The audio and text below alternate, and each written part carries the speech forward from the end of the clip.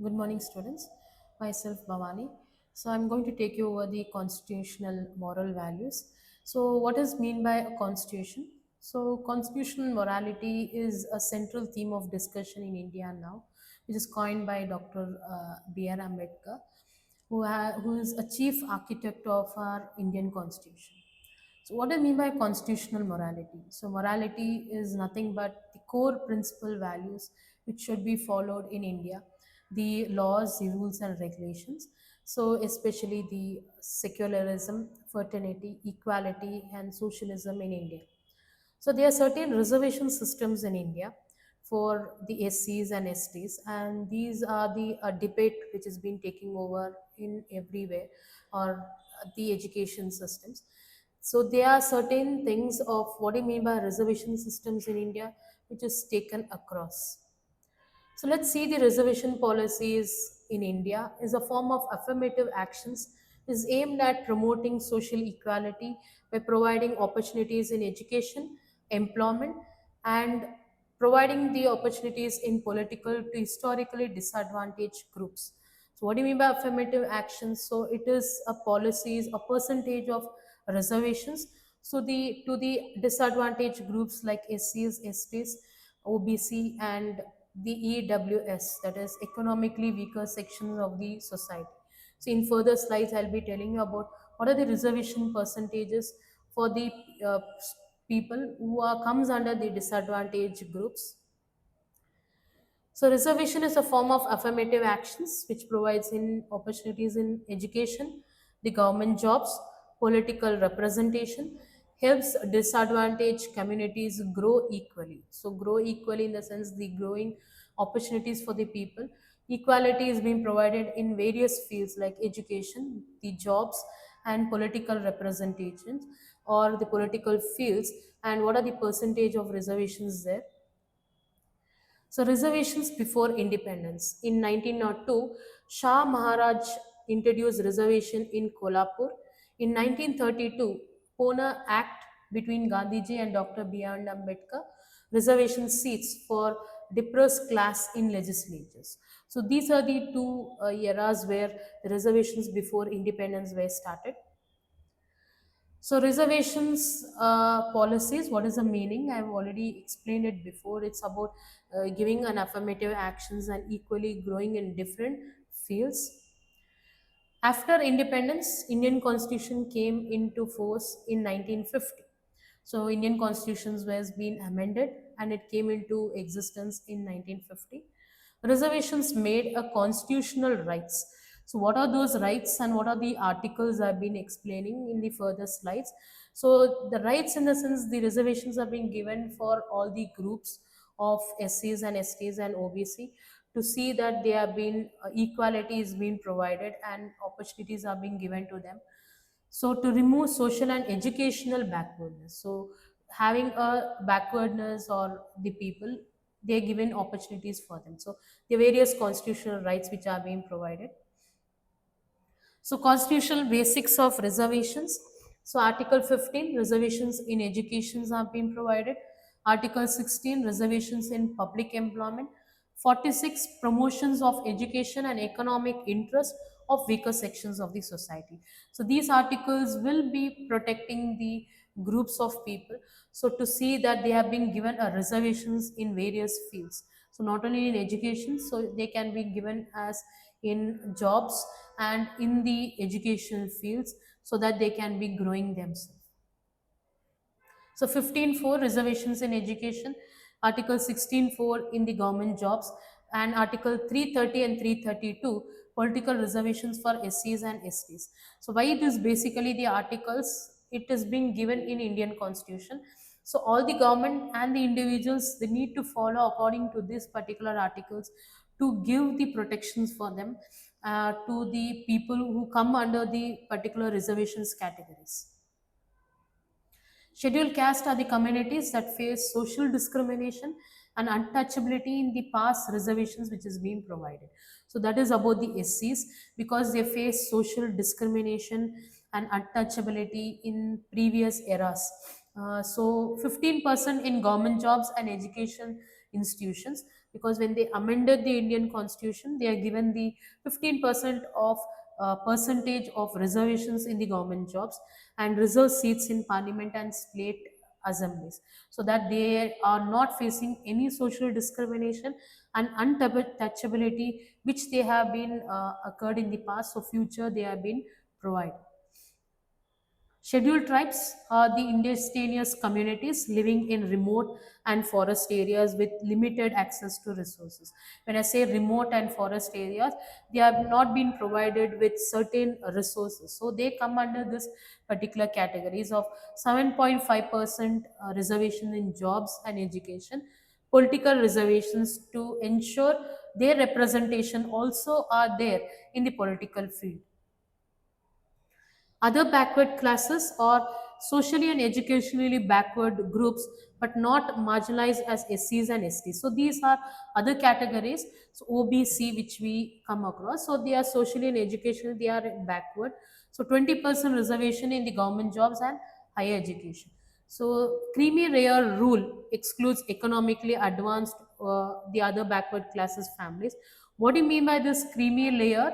Is nothing but the wealthier members of OBC who are excluded from reservation benefits to ensure it helps and reaches the truly who need it. Because everybody cannot come under the creamy layer groups, so they need to see where they are going to fall under that, because creamy layer means a certain percentage of they financially backward and they come under from remote areas or village areas, so they come under this particular categories of creamy layers. And economically weaker sections of the society is for economically poor individuals from the general category. So what do you mean by poor individuals? Like they are financially weaker, or what is the economical status or income groups which they come under that. The reservations provided is 10% in jobs and education, which is introduced by the 103 constitutional amendment in 2019. So this was being introduced to protect the economically weaker sections of the society. So whatever the categories which have been explained, they need to provide with certificates of where they have come from, whether it can be SCs, STs, OBC or EWS. So where they need to provide with income certificates when it comes to EWS. So reservations in education, so reservations in schools, colleges and universities, IITs, IIMS, medical and engineering institutions. This will help to improve access to quality education. So all have given the education fields and they have been protected in education systems. There can be universities and colleges. It is required for every field of whether it can be school and colleges to follow this, and percentage of reservations is mandatory. Reservations in government jobs, they reserved for the central and state government services, public sector undertakings, promotions. Reservation exists for SCs and STs with certain conditions. So whatever the conditions are there, they have been provided. But the jobs, whether it can be central government jobs or state government jobs, all the job facilities, the percentage of reservation should be there, and it's mandatory to be followed. Political reservations. So seats are reserved for SCs and STs in Lok Sabha, state legislative assemblies, panchayats and municipalities. Again, they need to be provided that they come under this particular categories of SCs and STs and OBCs. What are the main benefits of reservation policy? So what are the benefits you see there? Because benefits are being provided to protect the subclass of groups which have been explained there. So promotes social justice. So basically what is the benefit is social justice are being provided. So justice means equality. So basically when I told you about what are the constitutional morality, so the moral principles which they need to follow, the rules, the regulations, the laws which has been required. So they need to promote a social justice, reduces inequality. So they need to see that equality is being maintained. So no benefits which is being provided to see that all have been given equal opportunities for the people in the society. Increase representation of marginalized groups. So what are the representations or groups of people? When I say marginalized is nothing but disadvantaged groups which the reservations are being provided for them. encourage inclusive growth. So growth has been given there. So all the members who belong to this particular reservations, the growth is being provided, and they can go to different jobs, educations, and higher educations, or they can go to parliament. So whichever field they have been interested, so they have been encouraged to be growing. So there are certain criticisms, so seen by some as effective merit. So when you say a general categories of people, they see, okay, this is a state of why it is a merit which is being given to them, reservations, because when they attend any competitive exams or anything, they are given certain opportunities. So that is the main criticisms which the people are facing, and that is what the debate is being going on. So limited opportunities in competitive sectors, demand for reservations by new groups. So new groups of people have been getting reservations there. So what is the reservations for SCs and STs? The percentage needs to be followed, and it's mandatory, which have been mentioned.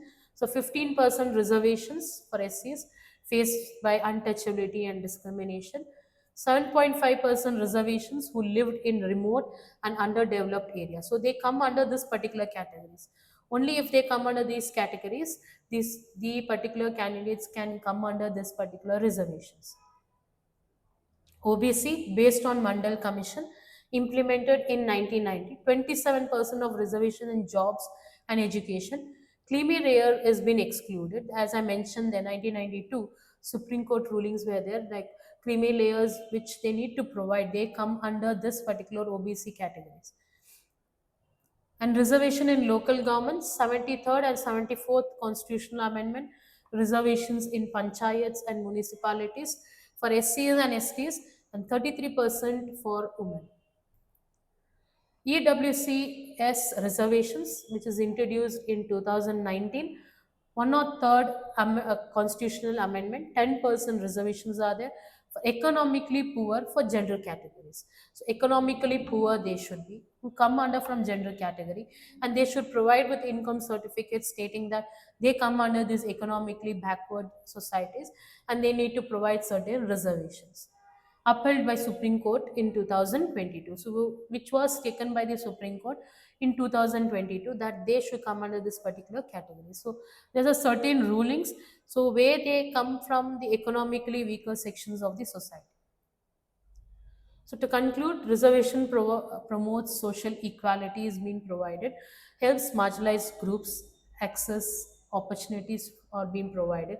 So opportunities are provided for the people across. So there needs a regular review for fairness and balance of that. So balance are being provided and fairness are being provided.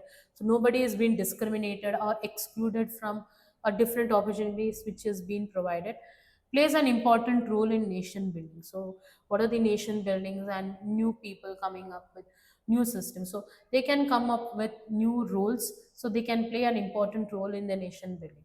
So social equality is being provided, and reservations are very much required, which has been framed by the Indian constitution. So this is the conclusions which I wanted to give, where they need to be followed. Every Indians needs to see that equal opportunities are being provided as well as reservations are being given. Thank you.